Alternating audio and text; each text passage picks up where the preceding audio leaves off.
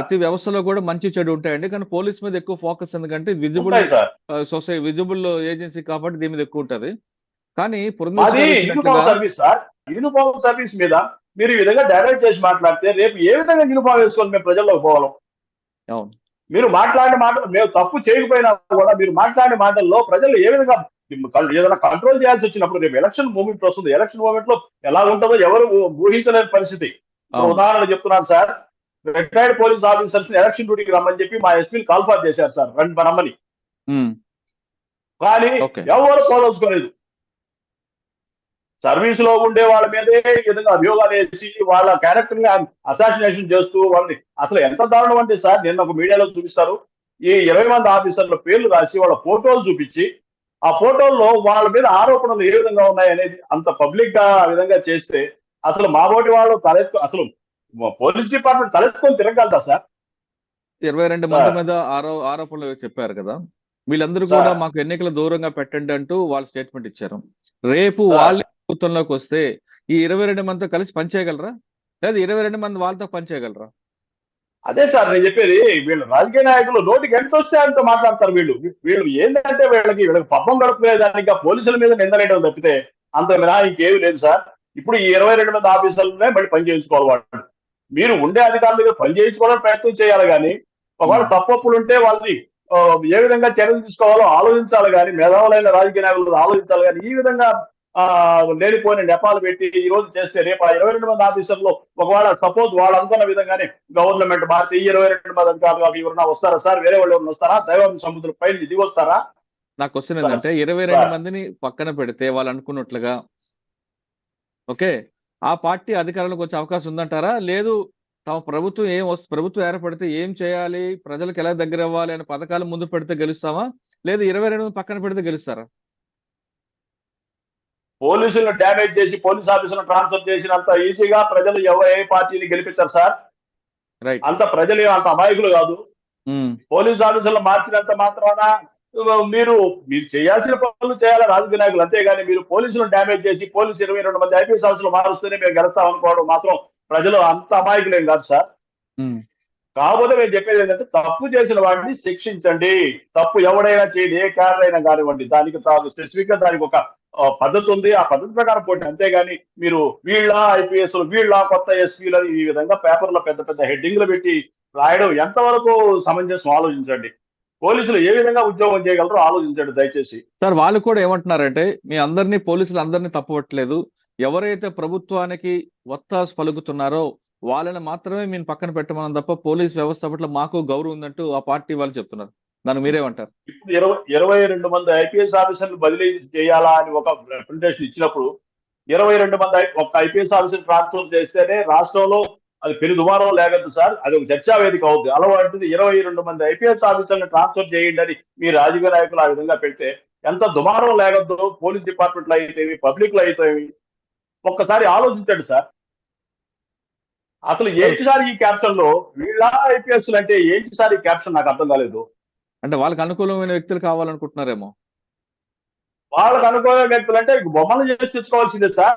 వాళ్ళకు ప్రతి ఒక్క ఈ ఎస్పీ గారి పోతే ఇంకొక ఎస్పీ గారు వస్తారు, ఆయన ఐపీఎస్ ఆఫీసరే, ఆయన చట్టానికి లోబడి పనిచేస్తాడు, ఆయన ఏ విధంగా చేయాలో ఉద్యోగం ఆయన చేస్తాడే కానీ ఎవరు ఏ ఐపీఎస్ ఆఫీసర్ అధికార పార్టీ కొమ్ము గాయాలని ఎవడు ఆలోచించారు సార్. కాకపోతే ఇది సబార్డినేషన్ సర్వీస్ కాబట్టి. ఇప్పుడు మీరు చెప్పిన ముగ్గురు ఐపీఎస్ఎల్లో ముగ్గురు కూడా సొంత ఇంటిగ్రేట్ మీద వచ్చారు తప్ప వాళ్ళకి ఏమైనా బ్యాక్ గ్రౌండ్ పెద్దగా లేదండి నాకు తెలిసి. అమిత్ బర్దార్ గారు ఆయన రాజస్థాన్ నుంచి వచ్చిన యంగ్ ఆఫీసర్, డైనమిక్ ఆఫీసర్.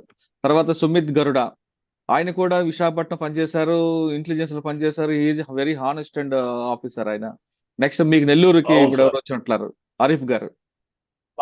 అవును సార్, ఆయన కూడా మంచి ఆఫీసర్. కాకపోతే కొంచెం ఆయన అంటే ఒక్కొక్క ఆఫీసర్ పర్ఫెక్షన్ వేరేగా ఉంటుంది. అందరూ ఒకేలాగా పులిలాగా గాండ్రించాలంటారు, అందరూ పులిలాగా గాండ్రించరు, అందరూ సింహాలాగా ఎవరు, అందరూ పులిలాగా ఉండరు. ఒక్కొక్క ఆఫీసర్ ఒక్కొక్క స్టైల్లో వెళ్తారు. కానీ అందరినీ ఒకే ఘాటిని కట్టడం అనేది కరెక్ట్ కాదని నా అభిప్రాయం. మీరేమంటారు?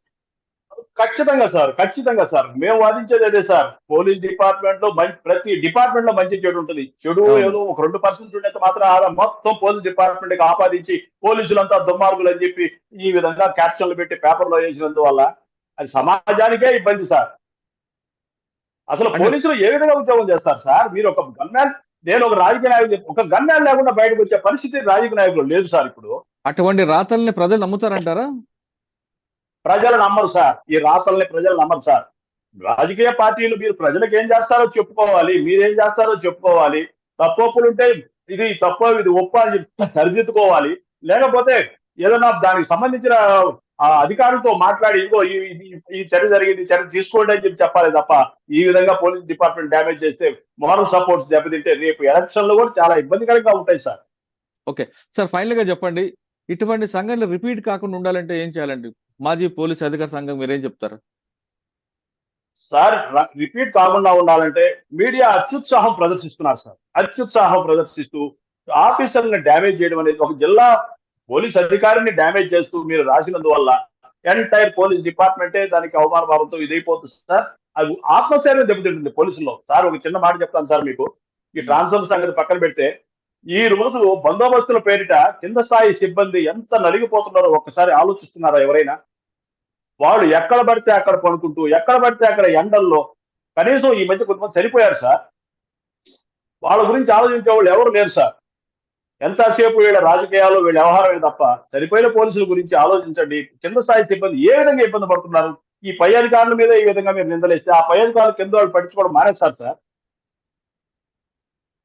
ఇలాంటి పరిస్థితుల్లో పోలీస్ డిపార్ట్మెంట్ కొనసాగుతుంది సార్. ఒక చిన్న ఉదాహరణ, కొత్తకోట శ్రీనివాసులు రెడ్డి గారిని ఈ రోజు నేను ఎందుకు మహానుభావుడు అంటున్నానంటే, ఆయన చేసిన సర్వీస్ ప్రజల్లో గాని పోలీస్ సిబ్బందిలో గాని చిరస్థాయిగా నిలబడిపోయింది సార్. ఆయన నెల్లూరు జిల్లాలో ఆయన ఒక ఐపీఎస్ ఆఫీసర్ గా చేసిన సర్వీస్ చిరస్థాయిగా నిలబడిపోయింది.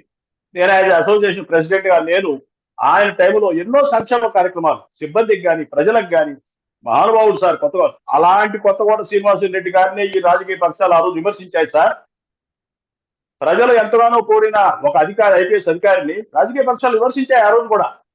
రాజకీయ పక్షాలు ఎవరిని విమర్శించవు సార్, వాళ్ళు ఉండేదే విమర్శించేదానికి. మంచి చెడు లేదు, ఎవడో ఒకటి మీద బరువు చల్లడం, వాడు చూసుకుంటాడు అనుకోవడం తప్ప ఈ రాజకీయ పార్టీకి అందుకని పని ఉందా సార్? ఓకే, పోలీస్ డిపార్ట్మెంట్ పరిస్థితి అయిపోయింది, కడుపు తీసుకుంటే కాళ్ళ మీద పడుతుంది అనే పరిస్థితి అయిపోయింది సార్ పోలీస్ డిపార్ట్మెంట్ పరిస్థితి. సార్ పోలీసులు దురుసుగా ప్రవర్తించాలని ఎప్పుడు పోలీసులు దురుసుగా ప్రవర్తించారు సార్. పోలీసులు ఇప్పుడు నేను సర్వీస్ లో చేరినప్పుడు 900 మందికి ఒక పోలీసు ఉన్నాడు సార్. ఇప్పుడు సుమారు 2000 మందికి ఒక పోలీసు ఉన్నారు సార్. వాళ్ళ విధులు ఎంత దుర్భరం అయిపోయాయి. కనీసం పోలీస్ డిపార్ట్మెంట్ రిక్రూట్మెంటే జరిగిందా సార్? చాలా ఎంత సిబ్బంది ఉందా సార్? చేసిన వాడే చేస్తున్నాడు 24 గంటలు. కనీసం ఈ రోజు పోలీస్ డిపార్ట్మెంట్ కింద స్థాయి సిబ్బందికి టీఏలు లేవు, డిఏలు లేవు, సరెండర్ లేవు, ఏమీ లేవు వాళ్ళకి. వాళ్ళు బ్యాగ్ వేసుకుంటే 4 రోజులు 5 రోజులు ఇంటికి రాని పరిస్థితి సార్. అవునండి.